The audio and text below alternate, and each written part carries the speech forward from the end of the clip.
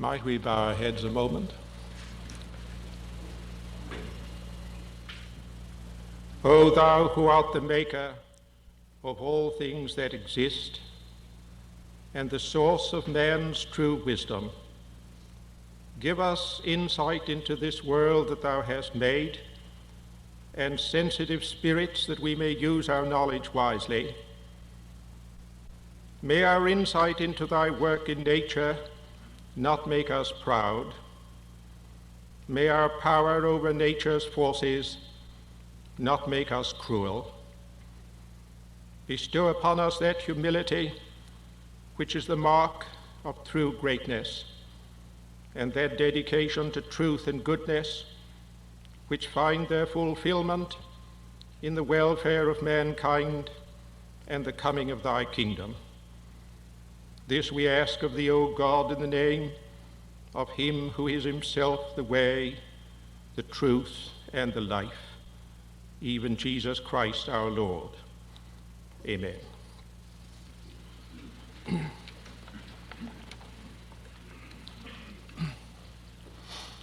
Ladies and gentlemen,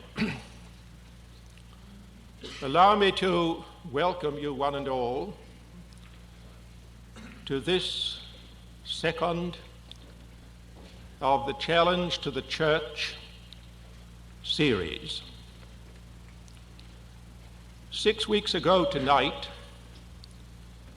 we listened to the words of an eminent psychologist, Professor David McClelland of Harvard. He introduced us to the topic, religious overtones in psychoanalysis. We are to sit at the feet this evening of a great scientist, our fellow Princetonian, Dr. J. Robert Oppenheimer. He will introduce us to the world of nature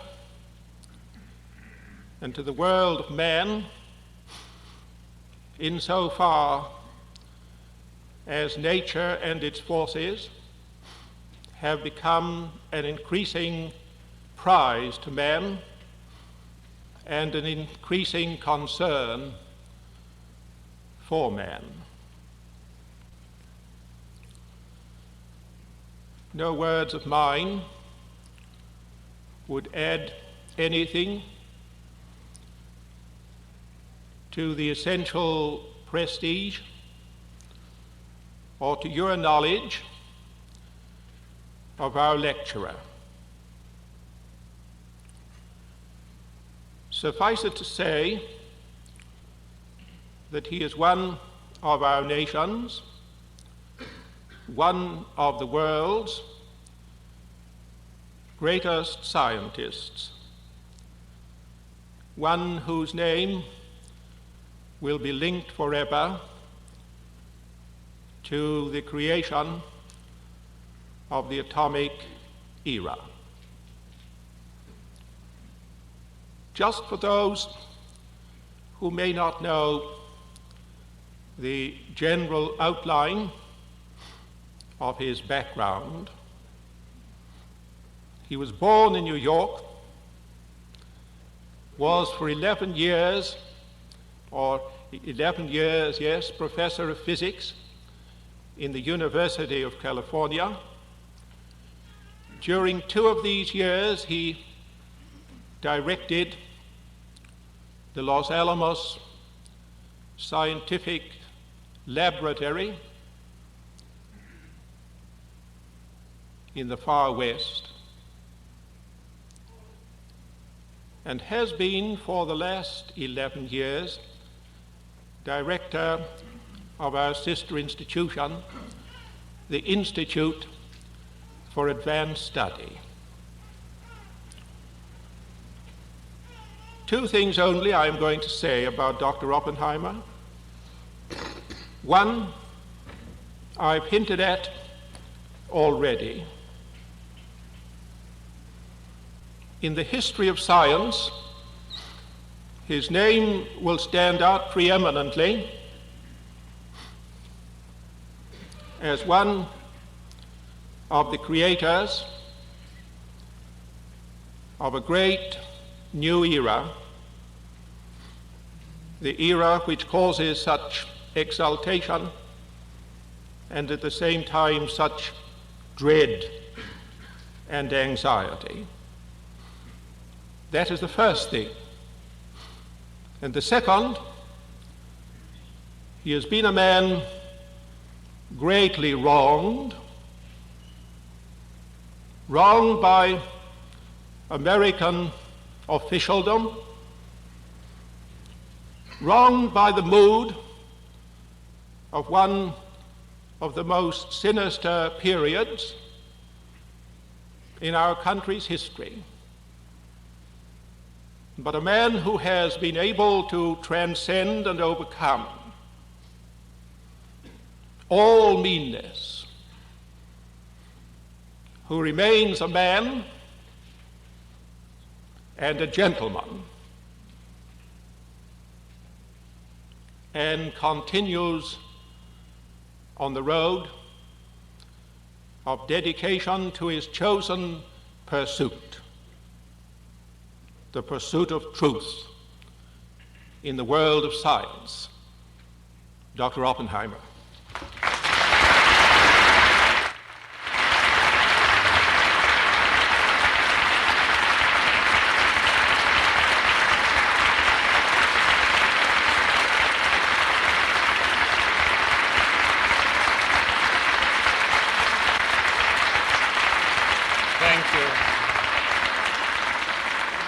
Thank you for that warm welcome. I just say words. This is to say that there will be available in the dining room upstairs seats where the address may be heard. That is on the loudspeaker up in the dining room. You will not be able to see the face of the lecturer, but you will be able to hear his words. I want to thank you for the warm welcome, and Dr. Mackay for his warm and generous words. A few years ago, an institution of learning, not far from here, but not in Princeton, inaugurated a new president. He was not given to eloquence, and he made an inaugural address which was not very distinguished. But in it there was a passage which struck the hearers as rather moving and appropriate. That unfailing arbiter of our morality, the New Yorker, not long afterward, ran the relevant section of the address, along with an address that had been given a few years earlier, also by the president of an institution of higher learning, also in this neighborhood, also not in Princeton. And the two were remarkably the same. Only a few cunning changes of word had been made. Whereupon the earlier speaker received from the later speaker a telegram saying, "It seems that we are both in trouble."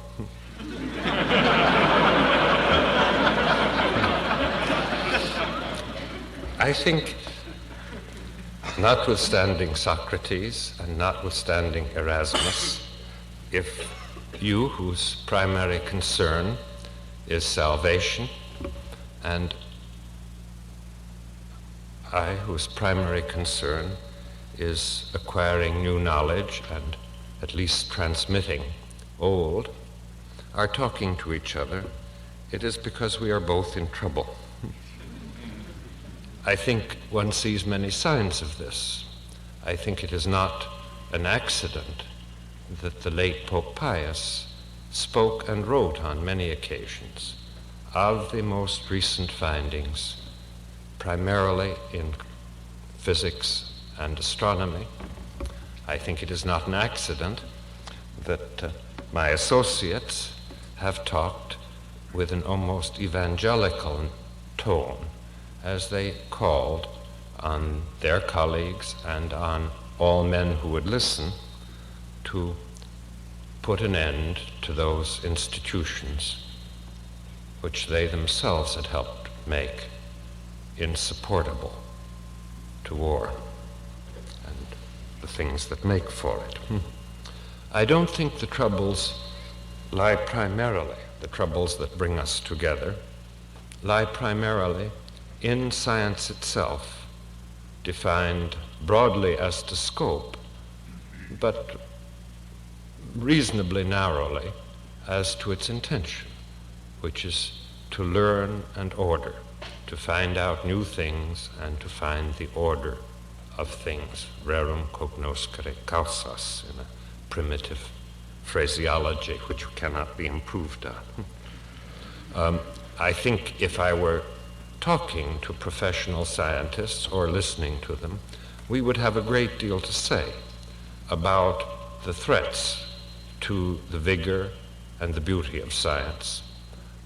But I have also to report that these threats at present have in many parts of the world, and here at home and in Europe, not impeded the most striking and wonderful advances and the most cordial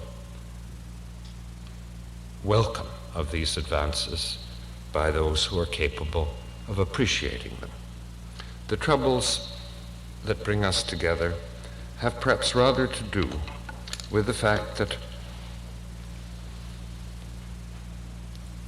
the very development of scientific knowledge has had consequences, has changed the world in a way which could not have been fully anticipated, for which we as a group of men and women have never been fully prepared, and which present us with questions and with difficulties for which we look in vain to our tradition for an answer. I do not mean that the tradition is useless, but I mean that is on these things silent. Now, I'm not tonight, first of all, I'm not going to cover the waterfront, because an hour is not only not enough to introduce you to the marvels of science, which Dr. Mackay promised, it is not even enough to tell you about the trouble science has brought. I'm going only to talk about a few points, and they are not perhaps the ones that come first to your mind. With these, I am also not going to try to give a prescription, though at the end I will get provincial and tell you what a physicist who has lived through the years of my youth, what special points he is likely to bring to bear on these troubles, or at least how it seems to me. I'm not going to give a prescription, but really to do what I can to help myself, and I hope you, understand a little better what the situation is, to face up to it. And perhaps that is the first step. One can tell a little bit about it if one thinks back to the time 170 years ago when this country was being created, being founded, and to the Enlightenment generally, and to the liberal hope which animated such a large proportion of the great men of the 18th century. I need not remind you that they were aware and spoke of the contribution of an increased understanding of nature and a growing understanding of man to the material civility of society. I need not remind you that they prized as sensitive, gentle, and cultivated people of wide interests, human curiosity, and our desire to understand things as good in themselves and requiring no complex justification in terms of other ends. But they certainly had in mind also that there would be beneficial effects of increased knowledge and understanding in the functioning of man as a man. The repeated references to doing away with superstition, the repeated references to the horrors of past error, past illusion. They thought, for one thing, and this has certainly turned out to be true, that with increasing skill and increasing knowledge, and one need not be too sticky about the distinction between them, men would have wider choices. They would be more in command of what they did and did not do, and so would be more fully human. They thought that with a better understanding of the connection of things, men would have a more informed basis for making their choices, that their decisions would be based on a better knowledge of the consequences of what they did or opted. And they thought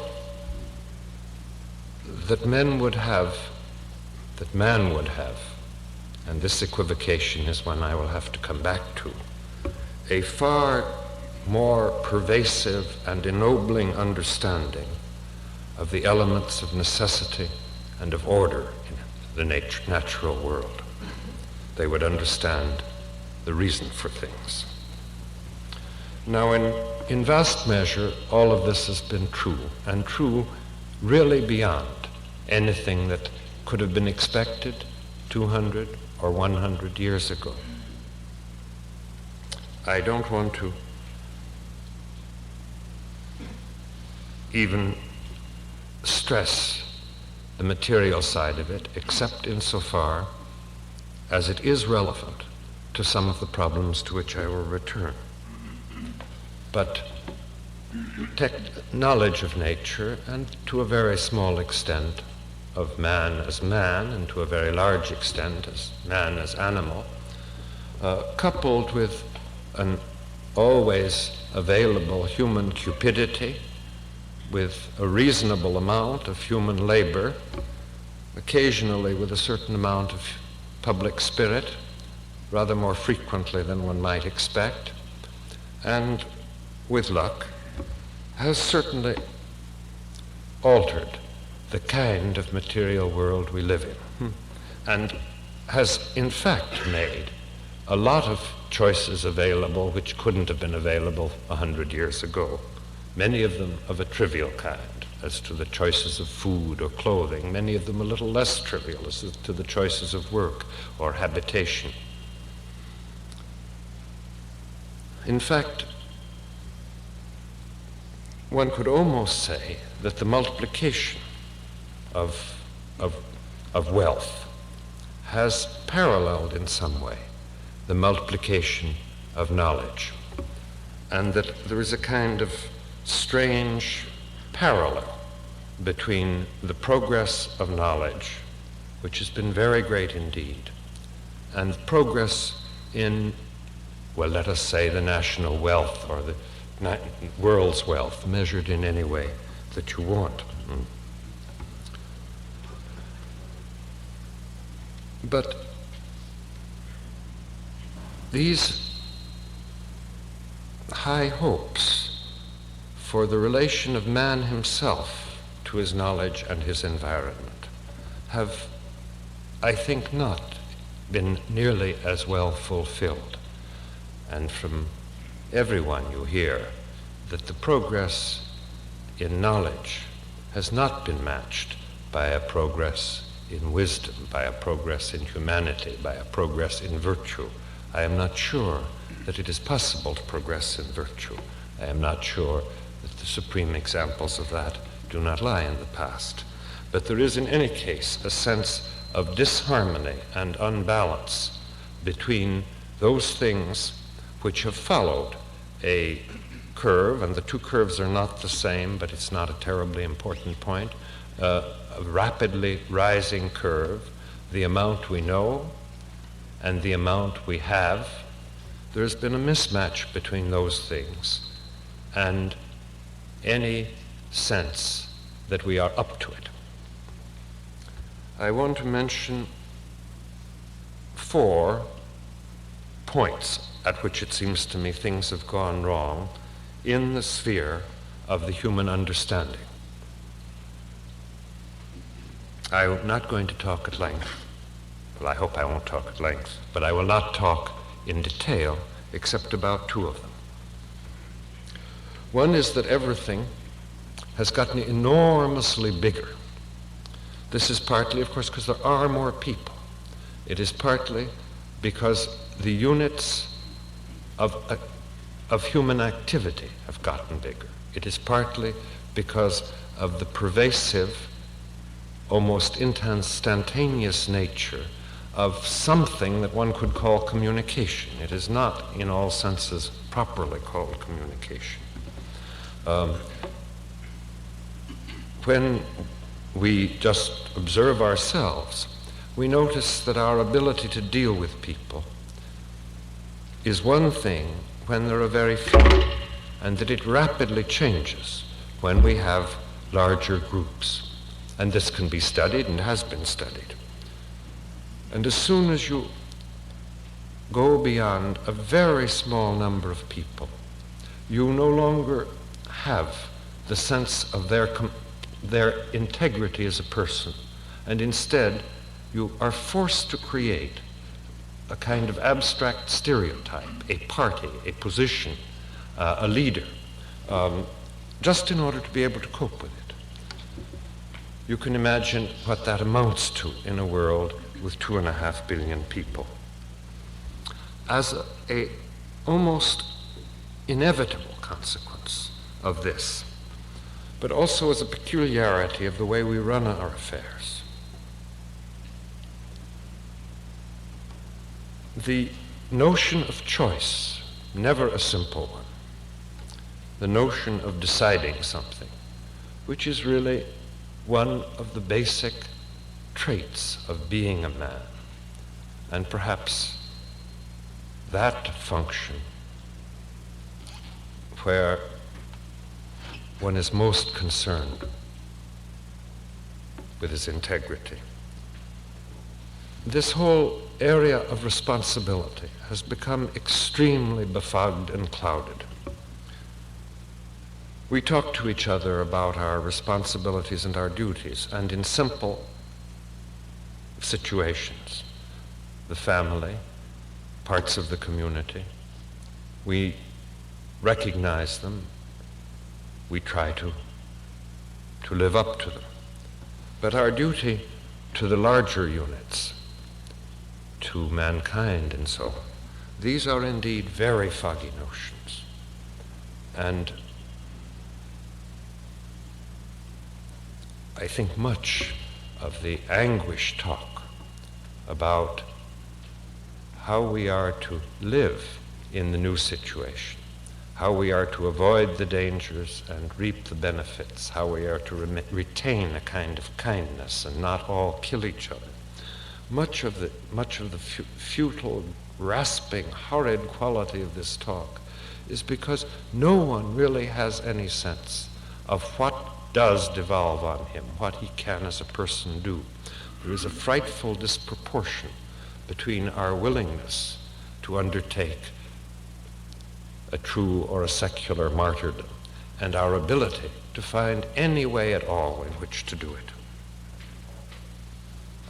Simone Weil wrote, and this was 20 years ago, that in comparison and contrast to all the earlier generations, hers was marked by the paucity of true responsibilities and the proliferation of imaginary ones. She went on to say, this circumstance, once properly, once fully appreciated, conduces to a marvelous serenity of the spirit. But then she was not interested. That is not right to say. She despaired of social betterment. She was interested, and she died of this interest. The third of the things that has not gone right, and which interferes in a cruel and, to me, heartbreaking way, both with the ability of men to understand the elements of necessity and order in the world about them, and in a way which is not so necessary, but which is still quite troublesome, with the wisdom with which they can make decisions and choices, has to do with the almost total collapse of valid communication. This is a subject I want to talk about. And the other thing, which I will talk about a little, though perhaps in a more personal way, is that the old theme, the eternal theme of the harmonization of the necessary, that is, that which follows from the laws of nature, that which cannot be otherwise, and the good, that between necessity and freedom, that between efficient cause and purpose or final cause. This joint has suffered from the accretion of a terrible lot of calcareous matter. This joint is inflamed and in bad shape. And to this has to be added that in this matter, I use a word that bothers me a lot, but I use it because I think it is something we all understand. In this matter of values, that is, of the act of cherishing, dedicating, and committing, there is an enormous role played by tradition, and that, if nothing else, the world we live in is a world in which change is so great that tradition is emptied of much of its content. Emptied not because the tradition is not solid, but emptied because, as I said earlier, it has nothing in it to correspond to the questions, the problems, and the realities which erupt, partly because we know more, partly because we do more, partly because we act differently. Well, of these last two, I will say, to these last two, I will devote this talk. They are not the only important ones. I think the problem of what happens to societies when they become effectively large, what happens to societies when there is a dilution and a diffusion of responsibility, are of the utmost gravity. But you have a whole series of lectures, and I hope that some of your other lecturers will have a sense of competence to talk about these things. I don't. I don't have much sense of competence about any of them, but I have some very serious and sober worries about the problems of communication. I don't think here either that the world is such that one can solve the problems that I am going to talk about. I don't think here either that one will go back to a situation in which communication was a better thing or served other purposes. But I think that it's important to know and important to bring to the real world an attitude which does it justice. And I want to mention 4 separate aspects of the growth of knowledge, of the nature of knowledge, which seem to me to contribute to the difficulty or to define it. The first is a brutal semi-quantitative thing. And it has to do with the very success of the scientific enterprise. Include in this as much of the study of man and his records as you will. I mean it very broadly. Include in it the study, the design, the work on instruments whose purpose is to get further information. Take it as broadly as you want. The growth of knowledge can, of course, only be measured. The sum of human knowledge can only be measured in rather unsatisfactory ways. It doesn't refer at all to the quality of the individual work, whether that be measured in terms of what it must have taken in the greatness of the author, of the composer, or what it will mean in bringing insight and order to the life of those who read in later years. I don't think that one can talk about the sum of human knowledge in terms in which the Oedipus or the Gospel of St. Matthew play any relevant part. So I'm using it really in the sense that ordinary people would ordinarily use what people have found out about the world, including, when they can, it's not very much, our human part in it. Found out about it in a way which they can tell each other, found out about it in a way which, with enough trouble, can be verified and established as reasonably right or altogether wrong, found out about it in a way which causes them to write papers about it and fill journals about it and make books about it. Well, you can measure this either by volume of publication or by the number of qualified and trained people who are working at it. Neither measurement is entirely happy-making, but it is really so that no professional man will allow the accumulated publication in his field to hold trivial matter. It's hard enough without that. And the volume of publication is a good measure, not of the depth or beauty of new knowledge, but of its bulk. And the number of people, well, of course, today not everybody is likely to be as smart as the people who were working, let's say, at astronomy 200 years ago. On the other hand, they have enormous advantages in a much more effective collaboration and enormously better instruments and enormously better methods of analysis. I mean by better, not more beautiful for the time, but benefiting from all that has come before.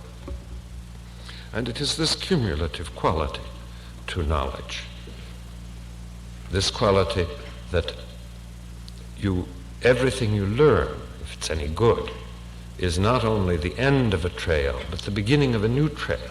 Everything you learn is not only an end in itself, but an instrument for acquiring new knowledge that has given rise to this elementary, extraordinary, and terrible fact that our knowledge has doubled practically every 10 or so years for a long, long time, for about 2 centuries.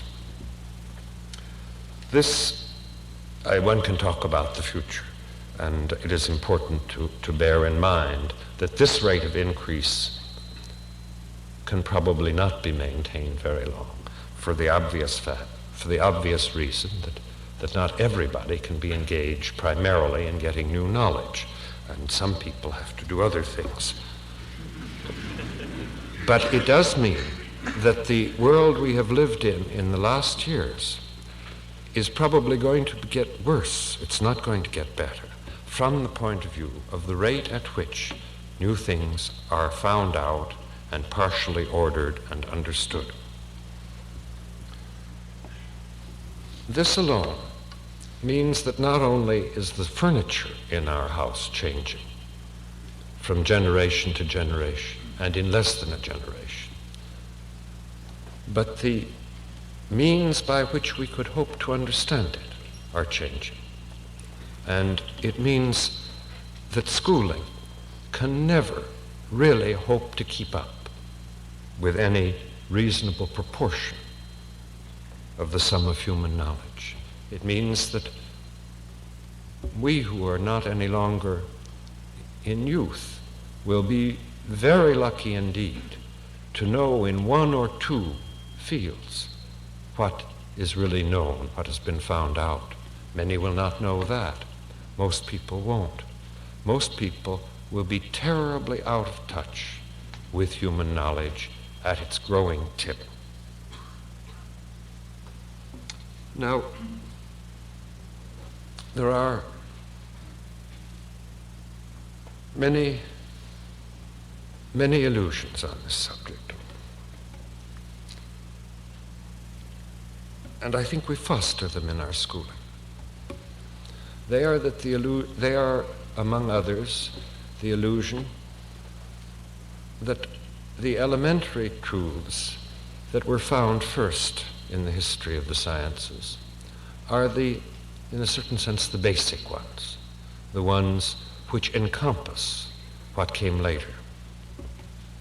And that therefore it is enough to have a brief synoptic schooling in some of the branches of science, and then one will have a sense of what it's all about, and the rest is technical detail. This is not so. In the first place, it's not so on the practical side, which I regard as very, very unimportant. That is, the things which turn out to be decisive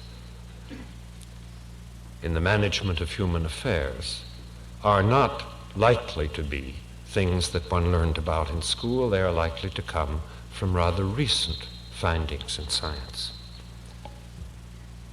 But I don't think that that's a major point.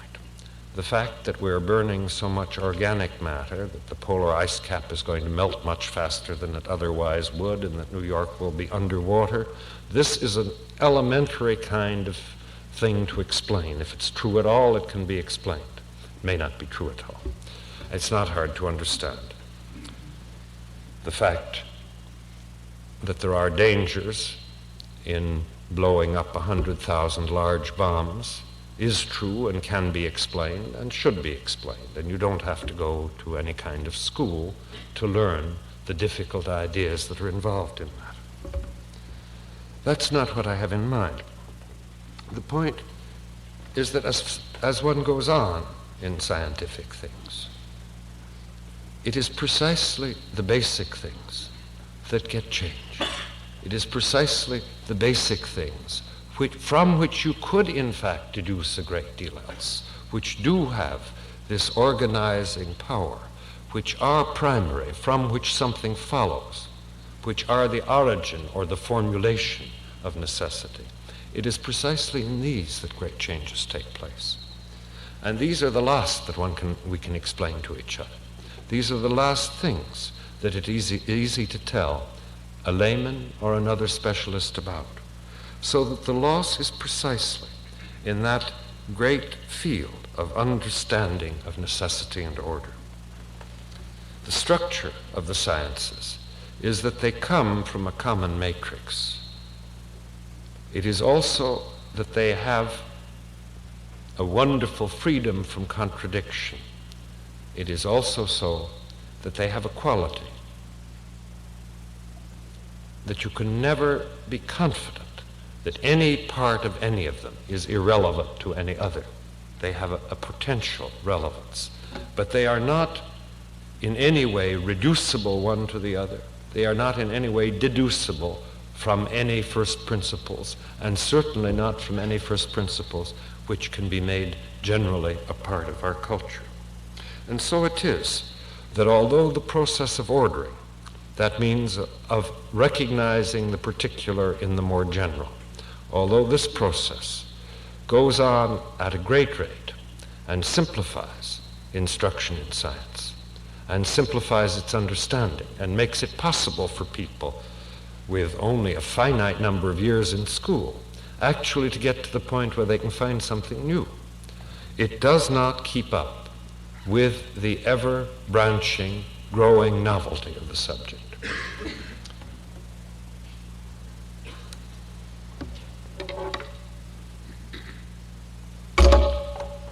This means that all of this growth and wonder is almost unavailable to man in general, and that it is typically available in small, specialized parts to rather small, specialized groups which, it is true, stretch from land to land, groups which feel across the physical frontiers and across the barriers of political and doctrinal hostility the greatest gratitude and welcoming each of what the other does. But still, small groups in marginal communication with each other and in marginal communication with us, with man at large. These are two great imbalances to which I would like to add a third and perhaps a fourth argument. The third argument has to do with an old truth that has been newly refined and illustrated both in studies of perception and thinking and in the experience of atomic physics. It is in a certain sense trivial, but not so trivial. It is that there is an element of action in any intellectual activity, even so marginal a one as perception. There's an element of action which means that no perception is possible which does not leave out, which does not lose all record of a great deal that was going on. This, I think, wise men have always known. We have always known that our tradition and our history made us, made what we could understand and could see, blinded us to some things. We have always known that whatever else they do, and it's a great deal, the arts help to enable us to see what without them we would be blind to, and to see in common, not just as a private vision. In a certain sense, this is trivial, but it is not so trivial. I don't know whether to tell you a story that I like. It's a story of one experiment, one set of experiments that Rostand did in Paris. Has to do with nothing more elevated than a dog and nothing more important than the signals sent along the acoustic nerve from the ear to the acoustic cortex. And what it is this. If you repeat a certain sound, a bell ringing, I think it usually is, you see, if you measure the currents coming along the main fibers of this nerve, you see a pattern, and this pattern is reproduced and tells you that there is some connection between the bell that rang, what happened in the ear, and what will go on in the dog's cortex. But if you put a piece of meat in front of his nose and ring the same bell, there is no signal there at all. This is only to go one step further back. Not even in the sense organs, there is a kind of organization, pre-organization of what it is that you will learn, of what it is that you will notice, of what it is that will be part of the structure of knowledge. This, of course, I like, partly because we have listened to these learned folk, mostly in England, talk about the primitive thing, the primary thing on which all certainty was to be based, and that is a sense datum. And when you look at it, you see that it's a most elaborate and subtle and beautiful artifact and not primitive at all. But I like it also because it illustrates in a kind of precognitive way that the cost of knowledge is a great deal of ignorance. The cost of perception is a great deal of imperceptiveness. That in this whole field, one has to adopt the view that the potential is infinitely larger than the real. One has to adopt the view that without tradition, we would know nothing, but with tradition, we have also lost a great deal of our knowledge, of our possible knowledge. This sense of the infinity of what there is to know, of the partially accidental quality, or rather let me say historical quality, it may be a wiser word, of what we do in fact know. This is the third thing which takes apart the common understanding based on effective communication between people about common experiences in terms which are defined by those common experiences. The fourth is related to this,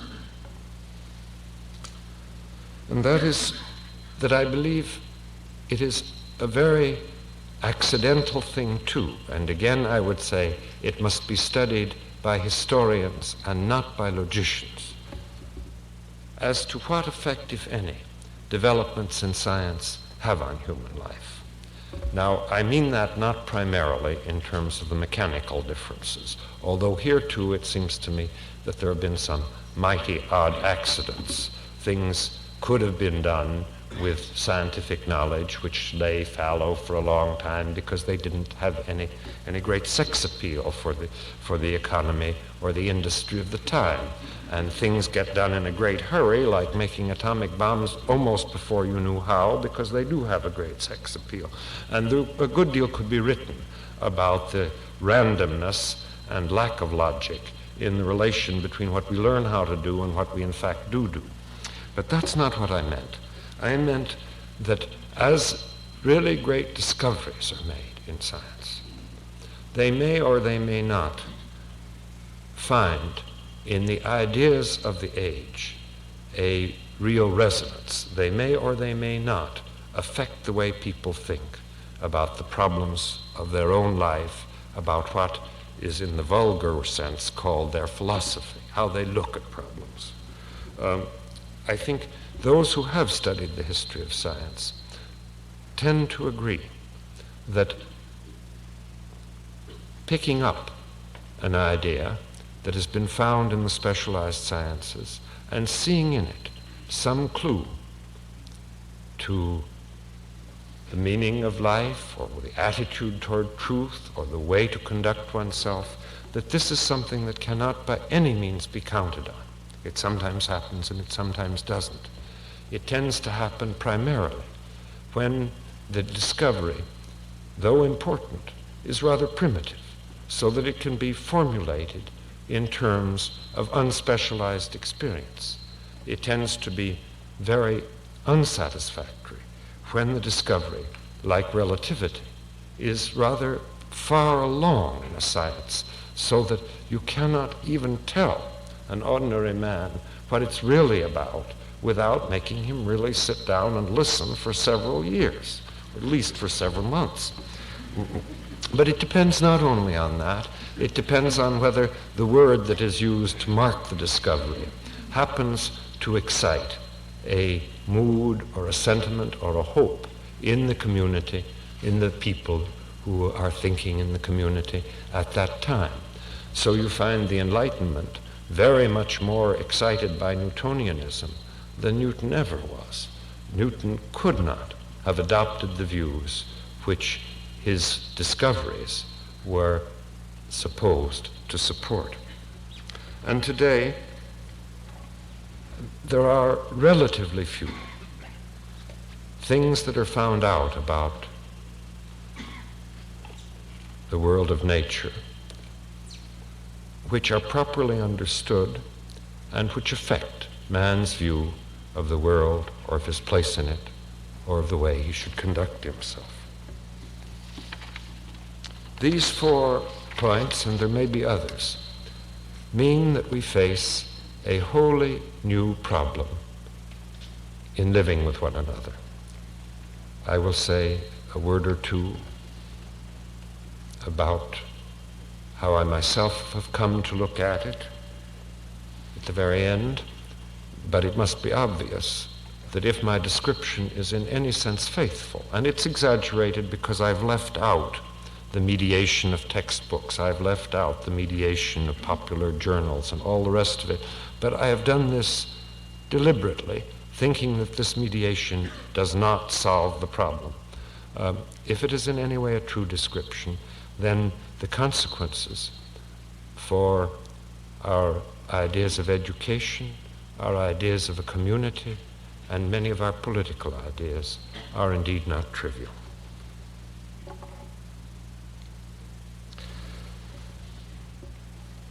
Now, I think I will say a few words about a more provincial subject, almost in contradiction to what I have just said. And that is something of what the atomic physics of the early years of this century has predisposed those who lived through it to look for, what view it has given them. Because this is relevant to my own view of the question of the necessary and the good.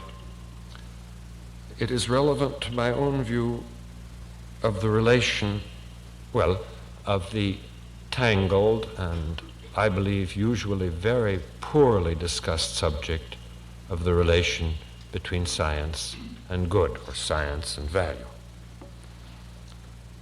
There are a lot of trivial things to be said, which show, if nothing else, that the phrase, the ethical neutrality of science, must be a fairly empty one. As an occupation, it itself is based on a very clear belief that it is good to know, and that general knowledge, which encompasses particular knowledge, is better than particular knowledge. There are affirmatives and affirmations of value at the very beginning and in every exercise of the scientific life. And it is equally true that both by changes in institutions and by changes in knowledge, almost every ethical question of any complexity that man has ever faced has been altered by the development of science. I even believe that the question of one's attitude toward war, which is dealt with in so deep and apparently conclusive a way in the Bhagavad Gita, would not today be dealt with in the same way by the descendants of the authors of the Bhagavad Gita. And certainly it is impossible not to learn a great deal that is quasi-evaluative from science, in the very sense that Socrates and Plato used it. You learn that things are good conductors, people are good conversationalists, but only because you have a prior good already defined. It comes out in the end, for all that you say, that the good is neither in conflict, nor excluded from, nor disconnected from science. They intersect, they are involved with one another. But the good is complementary to science. And now I have used the word which makes me go for a moment into the experience of atomic physicists. This is not the experience of having lived through the last 15 lurid years, but a much earlier one, a purely intellectual one, a purely cognitive one. It was the discovery of the laws of atomic physics and an understanding of what they mean. It is a theme, an experience that has been talked about also here in Princeton very often by Niels Bohr. I think he has written best about it. I have talked and written about it for wider audiences, I think with a total lack of success, but I can't entirely help telling you about it. In trying to understand not what a nucleus is or any such novel trash as that, but just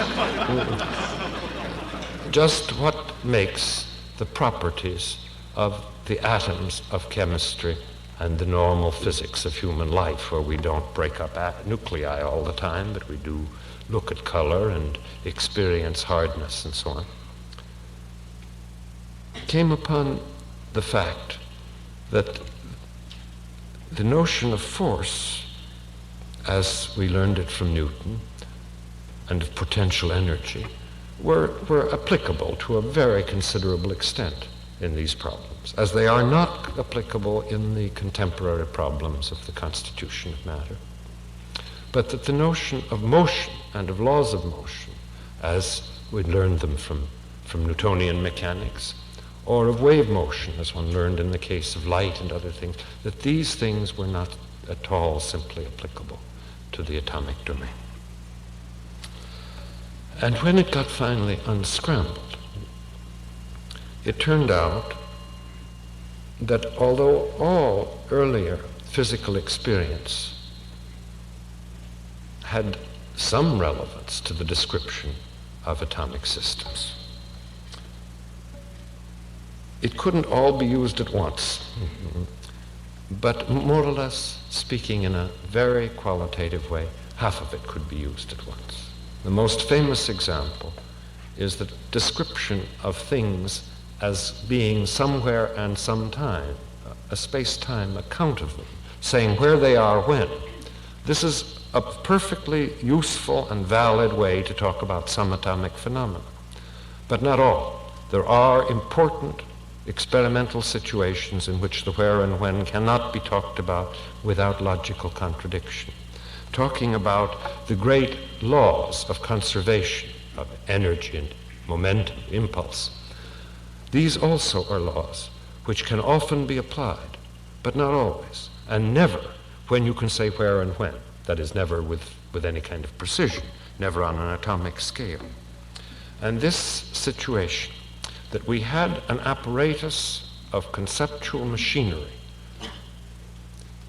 talking about nature, and that parts of it, that all of it was useful, but parts of it were useful only in situations in which other parts had to be excluded.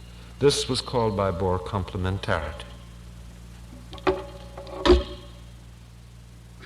He has made a great deal of it, and I think all of us who have lived through this have. Let me give you one example. In the old days, especially, let us say, in the height of Newtonian mechanism, there were different orders of nature with an almost vertiginous difficulty about thinking how one might reconcile them. The order of the entirely mechanical and the order of the entirely purposeful. The conflict between efficient and final cause. A great breach, it seems to me, and it was really a breach, the importance of which was fully understood at the time, was made just by the great doctrine of the evolution of species. a doctrine which even today is not riveted firm. There are really quite open questions as to how one gets from here to there and what is involved in it. But at least it provided one element, connecting the notion of fit or suitable or good for with some kind of machinery. This has been brought a great deal further by another arch, which is also not riveted closed, and which has to do with our confidence that living material can be created from dead, and that we know even the conditions under which this can be done and the conditions under which it probably did occur. It has been still further brought forward by another arch of a very different kind, in which it has been recognized that the gene is itself a physical, a material symbol. It has in it the information which will produce the baby or the flower. It stands for the baby or the flower, and it implants with the flower and with the matured baby the power to transmit this information, usually with a few uncorrected misprints, to the next generation. Well, in every one of these, you see, the closing of a great arch in which one realizes that there is no sharp separation between those phenomena that can be talked about in terms of efficient cause and those phenomena, like all of life, which should be talked about also in terms of purpose. You cannot describe an organism without saying what its organs are for. You can, but you find that you make a long speech without saying anything useful. One finds throughout the whole arch, from the furthest that we can see with our telescopes and the earliest that we can see and conjecture, to very close to the threshold of those concerns which are primarily yours, man and his freedom, that it is not entirely or primarily a difference in what is being talked about, whether one talks of it as necessary or as free, but primarily in terms of what one is talking about it for, primarily in terms of what kind of use one wants to make of the conversation. Well, this is one lesson which those of us who lived through these earlier years are not likely to forget. And it goes along with another lesson. We have seen very deep changes in what were thought to be almost unalterable ideas about space, time, causality, necessity, a good swatch of Kant's categories. We've seen that these changes came about not because the old ideas were wrong, but because they were adapted to man's common experience, the experience which we had all had together.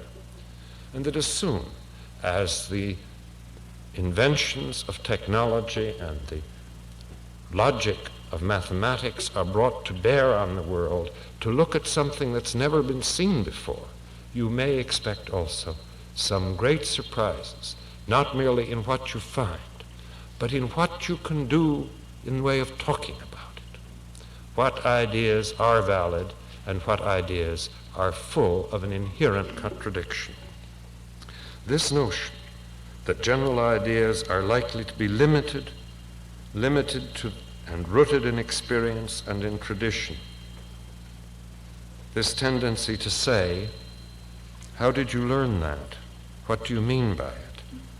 This is certainly a second great consequence of living through this time. Because in the past, traditional ideas, for all the enormous sense of change that human history gives, have in these abstract matters not altered so often or so rapidly. They have.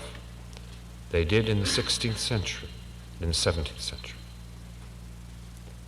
And I think we probably understand that they may have also in Hellenistic times.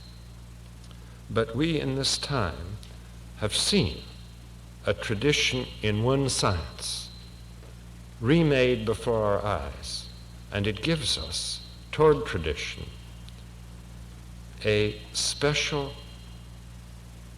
blend of veneration, because without it nothing could have been done, and a little critical skepticism as to its necessity. We fit this in with the fact that knowledge can be true or false, but true knowledge is in the fact that we have true knowledge of this and not of that is in a certain sense an accident. Now, I have tried sometimes to say how one can try to live with this, and there's a great deal more to say than I have given a basis for, and what I have talked about I can't properly polish off with any simple word. But it does seem to me that with the vastness of the intellectual scene, with the vastness of the human scene, unparalleled in man's history, with the lack of unique and engirding order, the existence of great deal of local order, with the nostalgia which this situation is bound to produce in anyone who faces it with honesty, with some appreciation of what tradition means and of its mutability and perishability. We have a kind of mixed, double, cross-purposes, obligation and duty. I think we have to cherish, build, and love our own tradition, our own work, what is close to us, what we can really live in. I think we have to have a kind of open, warm, welcoming interest and love for other people, for other people's work and their tradition and their cherishing. I think this is very hard. And really, if it were not that we could help one another, not least by appreciating how difficult it is, it would perhaps not be possible. I think it is a condition for being a man in this mid-20th century.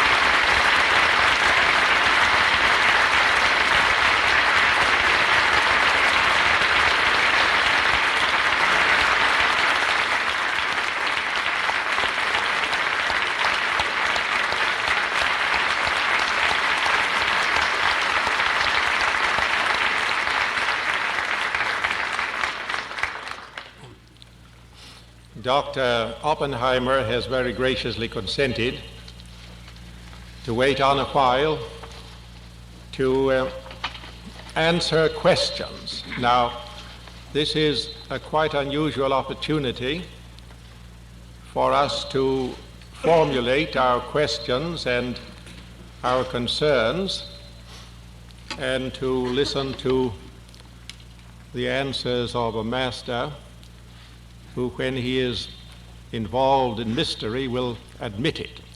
Now, I'm going to insist, I feel I ought, that the questions be in writing.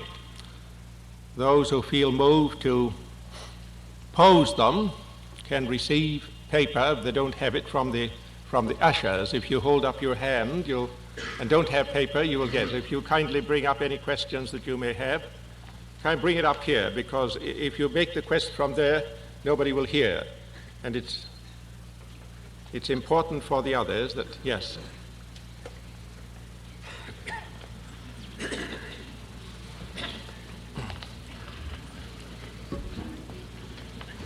I once gave a lecture on physics, and at the end, either I or the chairman said that I would be glad to answer any questions.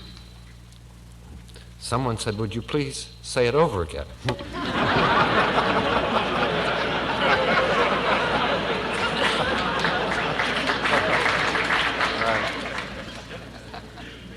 Yes. Where does the first come from? Or have all the questions been answered?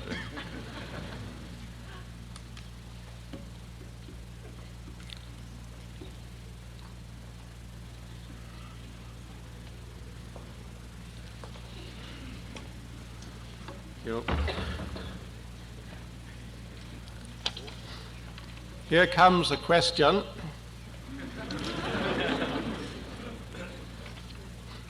Theological in nature for a scientist. What is your concept of God? Scientist.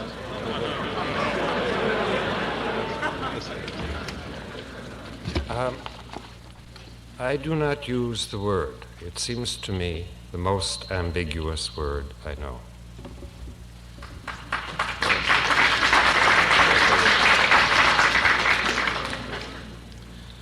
The second question, is our predicament due to the fact that with an unlimited universe we demand unlimited freedom. We demand unlimited freedom. Let's repeat. Is our predicament due to the fact that with an unlimited universe we demand unlimited freedom? Mine isn't.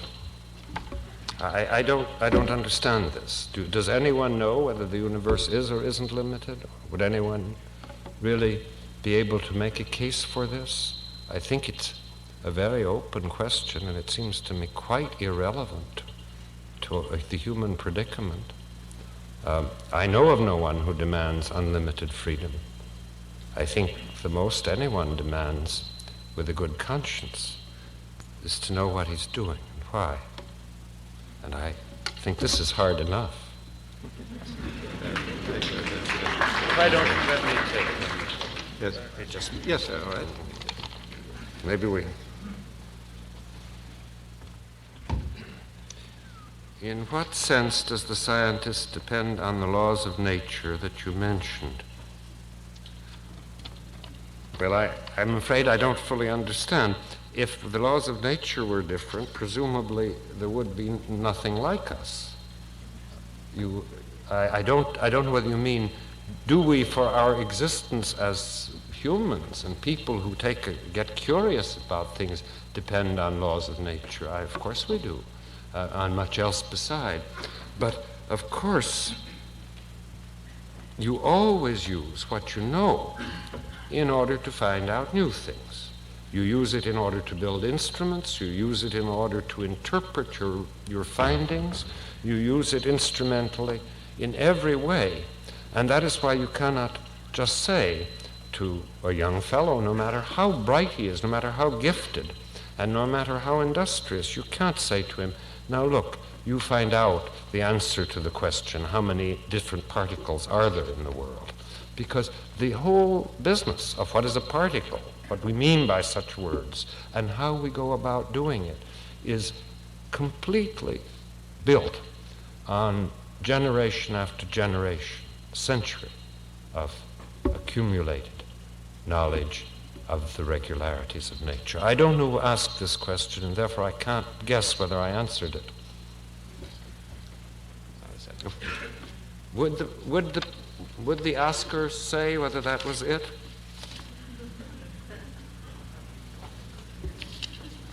Well, that's what... Yes. No, this was... No. 2 hours. No. A great deal has been written recently about the possibility of the integration of knowledge. Will you comment, as a scientist, on the possibility of such integration? Yes, I will. In fact, I have. Cross-connections between one part of knowledge and another do exist and can be very fruitful. For instance, I think most of the laws of chemistry and much of its lore are translatable or from physics, derivable from physics in principle, but they are quite separate sciences.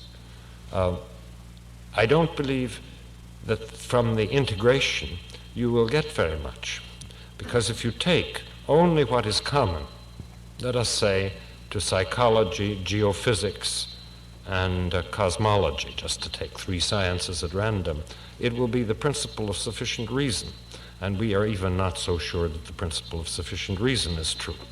That is, as you get more abstract, which is what I conceive it integration must mean, less and less follows from what you say.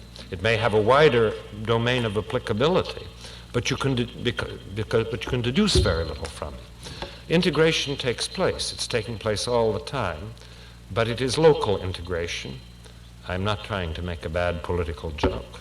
It is local integration between parts of one science and another, parts of the same science, integration by which one understands that 2 things are special cases of the same regularity.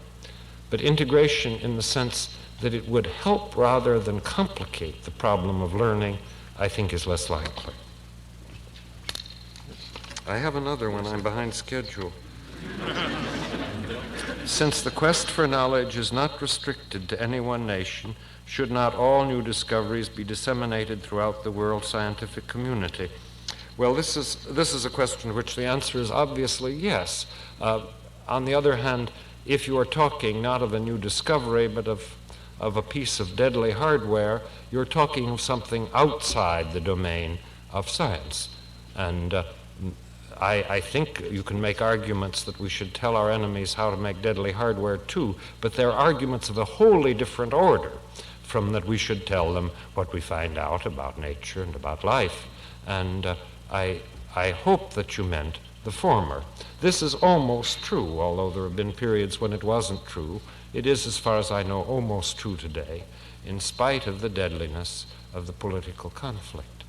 And it has not been true only to a very much more minor extent than people have believed if you refer to the truths of science, if you do not refer to technological gimmickry and the necessary design details. It's much more nearly in order than most people think. But here again, if you mean anything other than the discoveries of science, I think the question can be answered, but not within this framework, and I would have to know much more what you did mean. Did we understand you correctly in a statement which was, in essence, all ethics are subject to change as science changes? No, you didn't hear it, at least. I said that ethics was affected by science. Its content is affected by science. I mean this not in terms of precepts, but in terms of what the precepts mean. It is very clear that the concept "thou shalt not kill" has been complicated in recent years.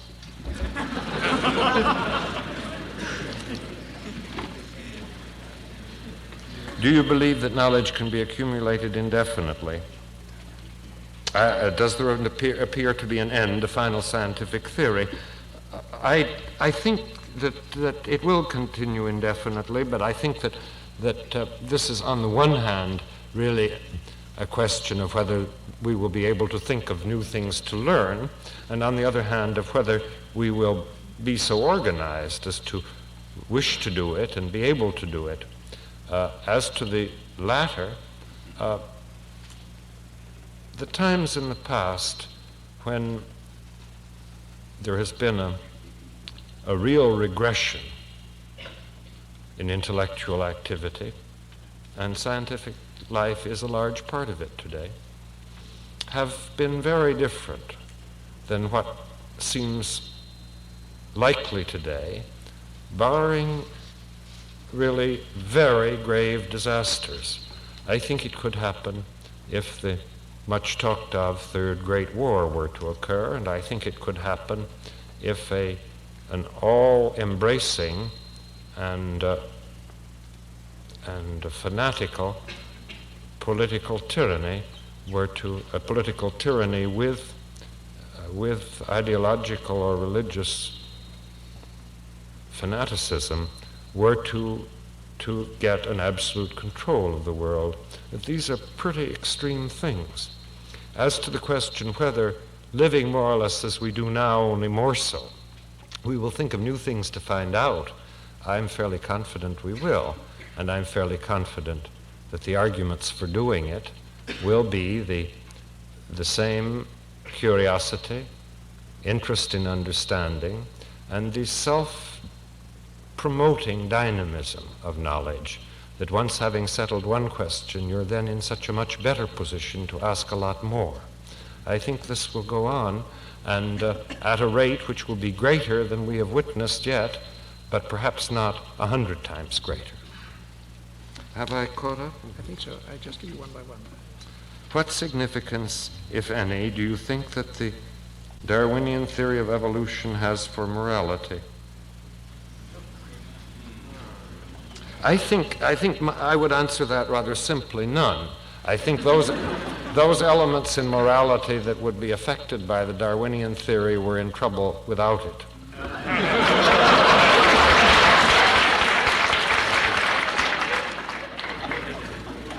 Do you feel or believe that there is a mystical side to man's life and his relations to nature? Yes. It is impossible to doubt. I think it may be a little bit a question of words, whether you have in mind John of the Cross or just some rather unformulated sentiment. But I don't doubt either. I certainly don't doubt the latter, and I don't doubt John of the Cross at all. Do you feel that the present expanding universe can be related to an initial cause? I'm afraid I'm going to have to leave that to the late Pope Pius.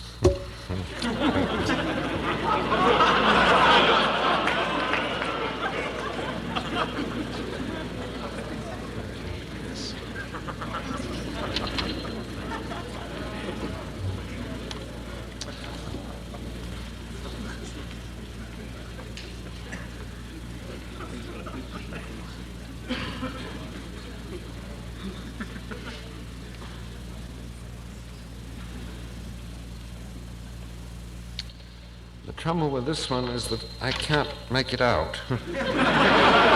If I could, I don't think I could answer it.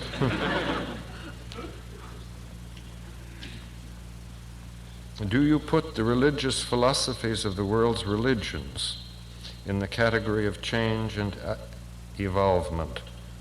Well, I would think that an historian would be more likely to answer that wisely than I, but it seems to me manifest that the answer is yes.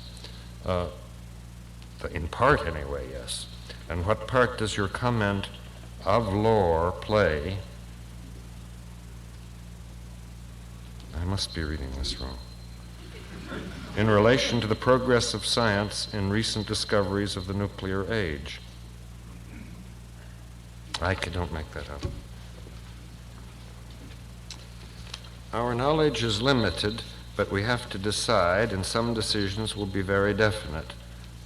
What has to be the measure for our decision?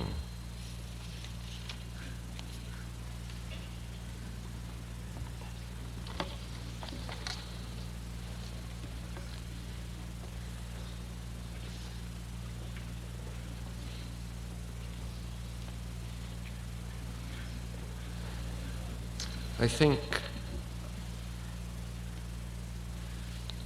the decision should be virtuous. I don't think you can make a general statement any less thin and tautological than that. You're talking about all of human conduct. Most of it actually not categorized or covered by any rule, even if you were willing to accept a rule.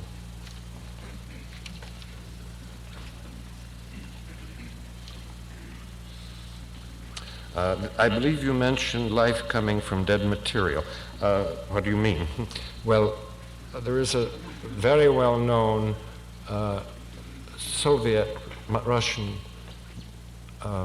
biochemist called Oparin, and he conjectured quite a long time ago, before the last war, that if one had a reducing atmosphere, ammonia, methane, such as is generally believed to have existed on Earth in the early days, and if there were any kind of electrical disturbance, spark, or ultraviolet light, you would build up organic material.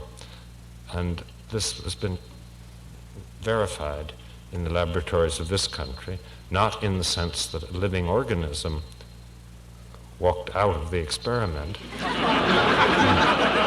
but in the sense that very highly developed polypeptids were observed as precursors of proteins, and in some cases even proteins themselves. In other words, precisely the kind of object of which we know that if it's made right, it will survive, reproduce, and multiply. I said this was not a well-riveted piece of knowledge, and I don't want to leave you with the impression that I know for sure that this will come out, but I think it's important not that we know this, but that it's a kind of knowledge which we've begun to think of as possible. Will you comment on the freedom of communication among scientists in the U.S. government today? I am sorry, it's 5 years since I've known anything about it.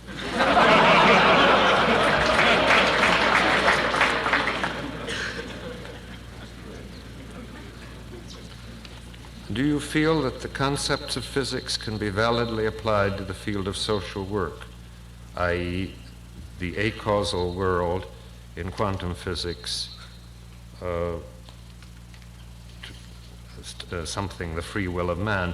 No. I will not say that no concepts in physics will be without analogy in, well, what should we say, psychology. The analogies will probably be pretty bad, and it will probably be better, probably come out better, if the sciences learn their own vocabulary from their own experience. When something is starting, of course, it's new, and you can do no other than to borrow from a familiar experience in an attempt to describe it. That almost certainly will get you into difficulties as soon as you begin to find out what it's really like. As that goes on, your terminology has to be refined. Maybe you invent new words, maybe you redefine old ones. If you redefine old ones, you're in effect making the basis of a large number of bad puns. This has happened, and I have no doubt that in psychology some of the ideas of physics will occur, but indeterminacy in physics and free will in man are not related phenomena.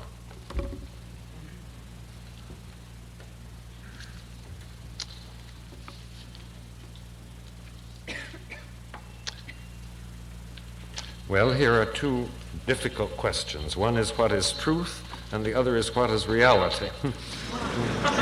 I will answer the second question as I did the question about God. It is a word I do not use, and for much the same reason. It says, how does the scientist conclude that he has the truth? Well, I think the whole of science is a giant machine for finding out that you've made a mistake.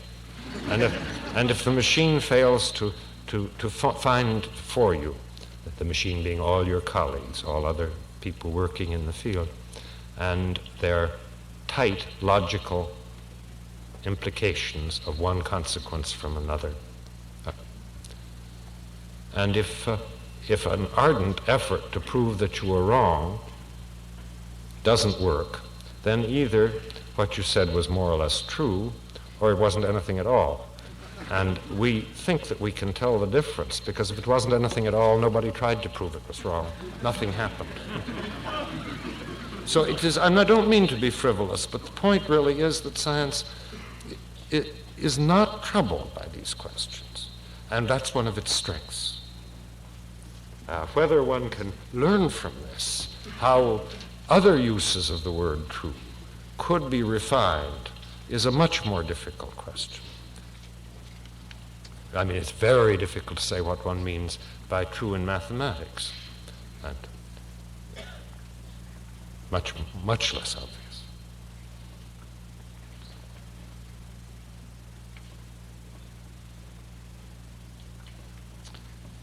Is there a source of communication established to express feelings beyond natural matter and the experience of sense perceptions? Well, I would think most of our talk was not about natural matter or sense perceptions. Certainly most of the New York Times is not about either. I must miss the point. Is there a way of communicating about a supernatural experience? I think the experts say not very good. They say it's ineffable. I am not an expert. What is... Oh, we'll skip this one. In fact, we'll have one more. Yes, sir. There's one more after the others have been asked.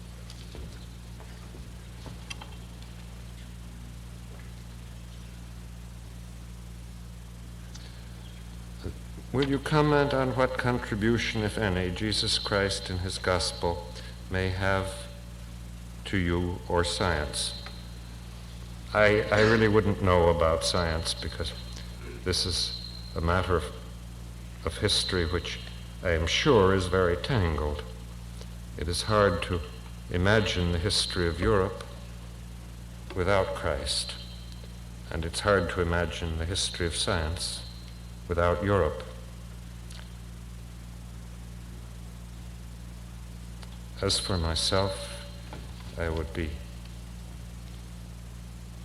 the poorer. I don't know whether I'd be a worse or better scientist, but that's not what you wanted to know.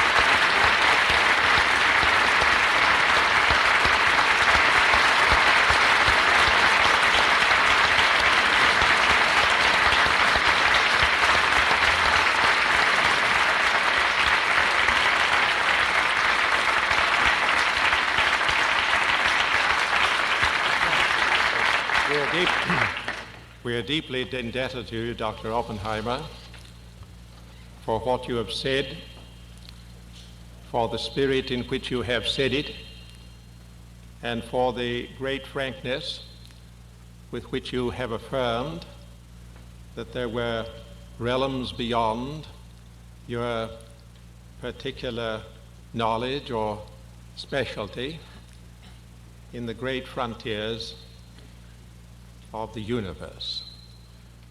We have had what we have desired. We have wanted to be confronted by a great scientist and to have no illusions regarding the realities of the scientific mind and the great natural order.